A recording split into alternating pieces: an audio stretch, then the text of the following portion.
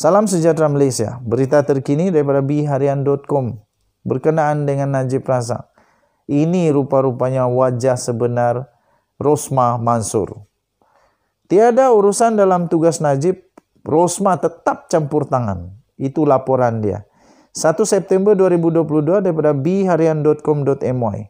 Tuan-tuan dan perempuan, artikel ini dikeluarkan bukan di kedai kopi, bukan juga di warung-warung, tapi keluar daripada mahkamah ni daripada mahkamah. Jadi benarlah bahawa Rosmah Mansur campur tangan dalam hal kerja Najib Razak. Datin Seri Rosmah Mansur mengawal suaminya, Datuk Seri Najib Razak. Demikian yang dinyatakan oleh Hakim Muhammad Zaini Mazlan dalam penghakimannya ketika menyabitkan Rosmah bagi 3 tuduhan kes rasuah, membabitkan projek solar hybrid bagi sekolah luar bandar di Sarawak. Katanya, walaupun tiada urusan dalam tugasnya Najib atau hal ehwal kerajaan, tertuduh tetap melakukan perbuatan itu, iaitu campur tangan katanya. Itulah Rosmah Mansur, kenapa kau campur tangan dengan Najib Razak punya kerja? Kenapa kau cuba campur tangan? Ini dinyatakan oleh mahkamah ya. Bukan makcik-makcik yang hanya ikut emosi, perasaan, rasa terhutang budi dan sebagainya. Tetapi ini adalah setelah dibuat penghakiman, ternyata bahawa Rosmah Mansur campur tangan dalam urusan Najib Razak. Betul lah orang kata dulu pula bahawa salah satu sebab Najib Razak ditolak oleh ramai rakyat kerana mereka tak suka Rosmah Mansur campur tangan dalam hal kerajaan, hal kerja Najib Razak. Betul pula. Muhammad Zaini berkata tindakan Rosmah itu dilihat sebagai mendenominasi Najib dan mempunyai kawalan ke atas suaminya. Kalau saya tak silap, istilah dalam bahasa Inggris untuk benda ni, kalau saya silap tolong betulkan. Super Queen Control. Super Queen Control. Jadi macam begitulah itu kan. Beliau berkata bekas pembantu khas Najib, iaitu Datuk Rizal Mansur, bercakap benar apabila berkata Rosmah mempunyai sifat yang suka mengawal dan dia juga boleh mempengaruhi keputusan dalam perkhidmatan awam. Wah, besar juga kuasa Rosmah Mansur ni ya. Dia boleh mempunyai kuasa untuk mempengaruhi keputusan dalam perkhidmatan awam. Wah. Katanya Rizal yang juga saksi dalam perbicaraan kes itu bekerja dengan Rosmah selama bertahun-tahun dan sudah tentu akan dapat melihat perkara itu secara pribadi. Tambah hakim lagi, tertuduh tidak menunjukkan bahawa beliau mudah diambil kesempatan. Dia mempunyai karakter yang tegas dan tidak gentar untuk menegur sesiapa pun.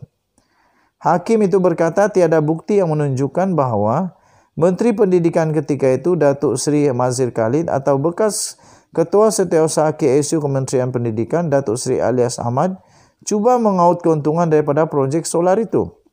Beliau berkata, banyak tuduhan yang dilemparkan kepada mereka ketika disoal balas, khususnya terhadap Mazir, dan daripada pemerhatian mahkamah, Mazir Khalid dengan tegas menafikan semua tuduhan itu.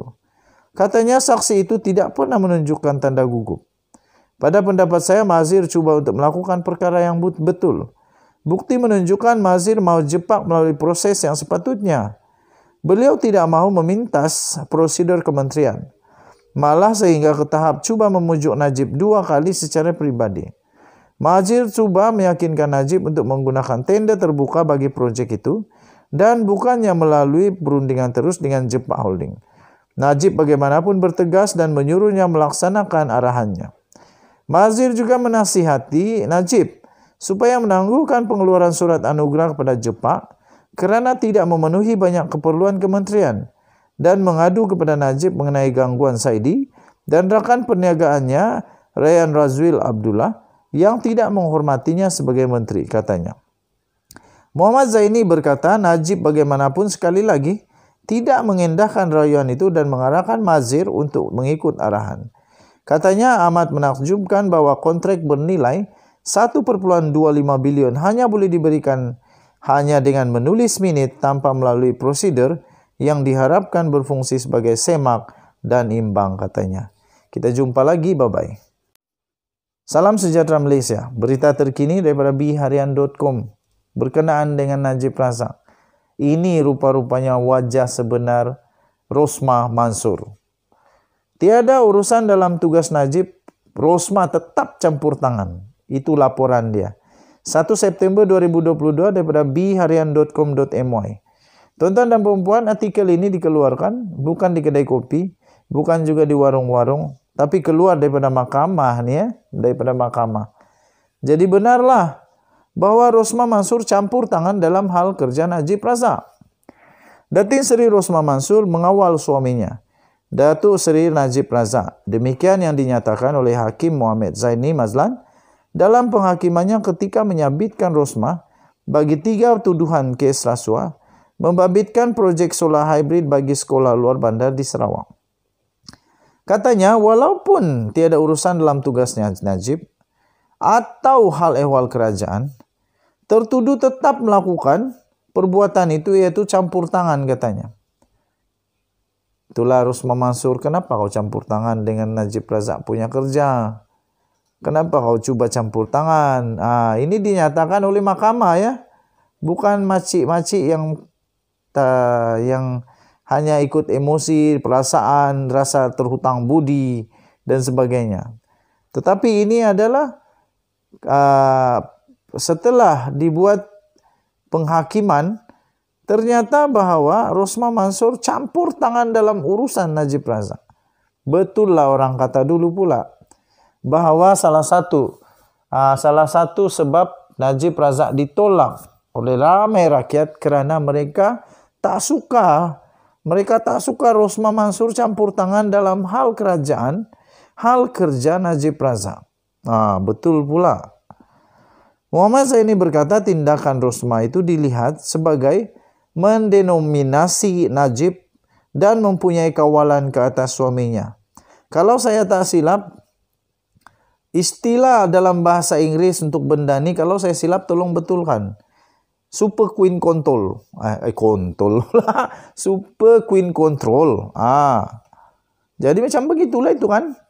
Beliau berkata bekas pembantu khas Najib, iaitu Datuk Rizal Mansur, bercakap benar apabila berkata Rosmah mempunyai sifat yang suka mengawal dan dia juga boleh mempengaruhi keputusan dalam perkhidmatan awam. Wah, besar juga kuasa Rosmah Mansur ni ya.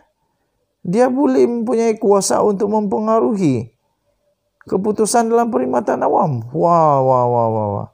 Katanya Rizal yang juga saksi dalam perbicaraan kes itu bekerja dengan Rosmah selama bertahun-tahun dan sudah tentu akan dapat melihat perkara itu secara pribadi. Tambah hakim lagi, tertuduh tidak menunjukkan bahawa beliau mudah diambil kesempatan. Dia mempunyai karakter yang tegas dan tidak gentar untuk menegur sesiapa pun. Hakim itu berkata tiada bukti yang menunjukkan bahawa Menteri Pendidikan ketika itu Datuk Seri Mazhir Khalid atau bekas Ketua Setiausaha KSU Kementerian Pendidikan Datuk Seri Alias Ahmad cuba mengaut keuntungan daripada projek solar itu. Beliau berkata, banyak tuduhan yang dilemparkan kepada mereka ketika disoal balas, khususnya terhadap Mazhir, dan daripada pemerhatian mahkamah, Mazhir Khalid dengan tegas menafikan semua tuduhan itu. Katanya saksi itu tidak pernah menunjukkan tanda gugup. Pada pendapat saya, Mazhir cuba untuk melakukan perkara yang betul. Bukti menunjukkan Mazhir mahu jepak melalui proses yang sepatutnya. Beliau tidak mahu memintas prosedur kementerian. Malah sehingga ke tahap cuba memujuk Najib 2 kali secara pribadi. Mazhir cuba meyakinkan Najib untuk menggunakan tender terbuka bagi projek itu dan bukannya melalui perundingan terus dengan Jepak Holding. Najib bagaimanapun bertegas dan menyuruhnya melaksanakan arahannya. Mazhir juga menasihati Najib supaya menangguhkan pengeluaran surat anugerah kepada Jepak kerana tidak memenuhi banyak keperluan kementerian dan mengadu kepada Najib mengenai gangguan Saidi dan rakan perniagaannya Rayyan Razwil Abdullah, yang tidak menghormatinya sebagai menteri, katanya. Muhammad Zaini berkata, Najib bagaimanapun sekali lagi tidak mengendahkan rayuan itu dan mengarahkan Mazhir untuk mengikut arahan. Katanya amat menakjubkan bahwa kontrak bernilai 1,25 bilion hanya boleh diberikan hanya dengan menulis minit tanpa melalui prosedur yang diharapkan berfungsi sebagai semak dan imbang, katanya. Kita jumpa lagi, bye-bye.